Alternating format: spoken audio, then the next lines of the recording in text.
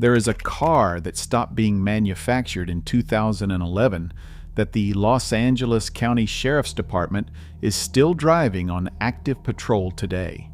Not restored, not modified, original, off the assembly line, running for over 13 years on the same engine it left the factory with. And when you ask the fleet managers why they haven't replaced them, they don't give you nostalgia. They give you math. This is the story of the last American car built to actually last. Why it worked, who decided to end it, and what happened when they did. Stay with me until the end, because the final chapter of this story is the part nobody talks about. In November 2023, the New York Times ran a piece on the last 2 Ford Crown Victoria taxis still operating in New York City. One belonged to a driver named Ravinder Sharma. His car had over 550,000 miles on it. Original engine, original transmission. The other driver, Haroon Abdullah, had bought his for $21,000 after Hurricane Sandy destroyed his previous vehicle. By the time the Times found him, it had 491,000 miles on the clock.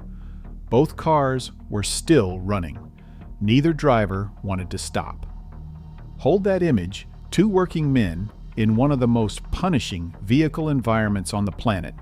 Depending on a car, a corporation decided 14 years earlier wasn't worth building anymore. Because by the time we reach the end of this story, you will understand exactly who made that decision, exactly why they made it, and exactly what it cost the people who came after. The Ford Crown Victoria was built on what Ford called the Panther platform, a body-on-frame architecture introduced in 1979 and run with updates all the way through 2011.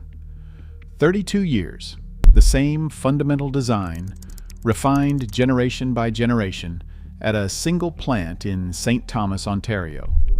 A city of 40,000 people, 11,920 Sunset Drive, 635 acres, 2.6 million square feet of factory floor that had been building Ford vehicles since December 18, 1967.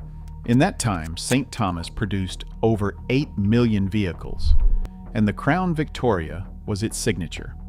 What made the Crown Vic last was not an accident. It was a set of deliberate engineering decisions that together created something the American auto industry rarely achieves. A vehicle that gets more trustworthy the more you drive it, because every failure mode had already been discovered and corrected. The engine at the center of it was the 4.6-liter Modular V8, introduced in the 1991 Lincoln Town Car after a $4 billion Ford investment in design and tooling. The team that built it had 100,000 miles brief. No major service required before 100,000 miles. They built a cast iron block with cross-bolted main bearings that could survive a patrol car idling in a parking lot for 6 hours. Roller finger followers on the valvetrain. Engine accessories bolted directly to the block rather than hanging off brackets that crack. No turbocharger, no direct injection. Nothing clever that could fail. That last part matters more than it sounds. Most modern engines use direct fuel injection, more efficient, but fuel never washes the back of the intake valves. Carbon builds up, expensive service required. The Crown Vic's engine sprayed fuel into the intake manifold before combustion. The traditional way. The valves stayed clean. The engine stayed simple. And simple, in a car that runs 500,000 miles in Manhattan traffic, is the only thing that actually matters. That engine family earned 12 Ward's 10 Best Engines Awards over 34 years. The Crown Victoria Police Interceptor held roughly 70% of the American police market at peak and was the most widely used law enforcement vehicle in North America from 1997 to 2013. And in 2005, J.D. Power's Vehicle Dependability Study ranked it number 1 in the large car segment. A domestic American car, number 1, against everything else on the road. Stay with me, because here is where the story turns. By the time Ford was winning that award, the decisions that would kill this car were already being made. The story of how the Crown Vic ended is not a story about a car nobody wanted. Fleet operators were begging Ford to keep it. In 1998, Ford's own government fleet sales manager said publicly that police were telling him, "Don't let this car go away. They want large sedans with rear-wheel drive." By 2008, Ford had quietly stopped selling the Crown Vic to retail consumers entirely, not because demand collapsed, but because the company had decided it wasn't worth the marketing budget. Production became police, taxi, and export only. Then in 2009, Ford formally announced the St. Thomas plant would close.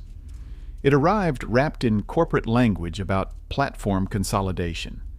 CEO Alan Mullally restructuring plan projected $5 billion in savings, roughly 30,000 layoffs, and 14 facility closures.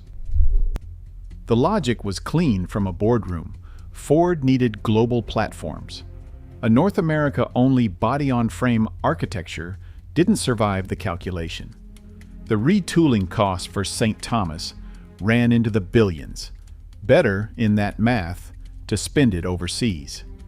On March 12, 2010, at Las Vegas Motor Speedway, a Ford executive named Mark Fields stood in front of cameras and announced what would replace the Crown Victoria. He said it was purpose-built. He said safety and durability were at the top of the list. The replacement was the Ford Police Interceptor Utility, an Explorer-based SUV. Turbocharged V6 engine, unibody frame. Modern in every dimension the boardroom cared about. And then something happened that nobody in that boardroom had fully planned for. On September 15, 2011, at 12:25 in the afternoon, the last Ford Crown Victoria rolled off the St. Thomas line. It was white, tan leather interior, headed for export to Saudi Arabia, because federal stability control regulations had made the entire 2012 Crown Vic run ineligible for American sale. The workers signed the hood. Some of them cried. About 1,100 people lost their jobs that day. A plant that had been open since 1967 went quiet. Amazon bought the property in 2021. It's a fulfillment center now. The Crown Victoria was gone. The Police Interceptor Utility was the future. And almost immediately, the complaints started. The Explorer-based Ford Police Interceptor Utility, the vehicle Mark Fields had described as purpose-built for safety, began generating reports of carbon monoxide entering the passenger compartment while officers were on duty. By the time the National Highway Traffic Safety Administration opened a formal investigation in July 2016, the complaints numbered in the thousands. By the time that investigation closed in January 2023, NHTSA had logged over 6,500 complaints and documented 657 alleged injuries. 3 alleged deaths. The city of Austin, Texas, pulled approximately 400 police interceptor utilities from service in 2017, essentially their entire patrol fleet. In 5 months, 62 workers had filed workers' compensation claims for carbon monoxide exposure. In Newport Beach, California, an officer named Brian McDowell passed out behind the wheel of his 2014 Police Interceptor Utility from CO exposure and crashed into a tree. He told CBS News afterward, "I just think, plus or minus 1 second, I maybe wouldn't be here on this earth for my kids." Ford issued a fix in July 2017. NHTSA investigated for 6.5 years, then closed without a recall in January 2023, blaming upfitter sealing rather than the vehicle design. 6 Washington state troopers are still in litigation over it. They say Fords fix warps and fails over time. While all of this was unfolding, something remarkable was happening on the other side of the story. And this is the part that tells you everything. The Los Angeles County Sheriff's Department had seen this coming. In 2011, as Crown Vic production wound down, LASD made the decision to stockpile. They bought 600 Crown Victoria Police Interceptors in a final production run, not out of sentiment, because the people whose job it is to actually know vehicles understood something the boardroom did not account for. The body-on-frame architecture absorbs punishment that unibody vehicles cannot. The chassis is bolt-out, bolt-in. You can replace a fender with hand tools in a parking lot. In 2023, LASD still had 429 of those original 2011 Crown Vics on active patrol. 12 years after the factory closed, Mark Perkins runs the Foreign Affairs Security Training Center, a State Department facility that destroys vehicles for a living. His team bought Explorer-based police interceptors after 2012, then stopped, then started hunting used Crown Victorias on the open market instead. He told the Autopian in January 2025, "We literally buy every one we can get our hands on." When you run training maneuvers that force vehicles off the road at speed, the suspension pickup points on a unibody Explorer bend. The body-on-frame Crown Vic's chassis just takes it. These are not enthusiasts. These are professionals whose operational lives depend on getting this right. Now here's the part that makes this story land differently in 2026 than it did a decade ago. The average new car in America now costs $50,326. The average monthly payment just set an all-time record at $772 a month. He says it costs $57,885 to own a new vehicle for 5 years. 20% of new car buyers are committing to monthly payments above $1,000. Subprime auto delinquencies hit their highest level since 1993 last October. Cox Automotive recorded roughly 1.73 million repossessions in 2024, the most since 2009. In that world, a clean 2011 Crown Victoria Police Interceptor lists for $9,995 to $11,975.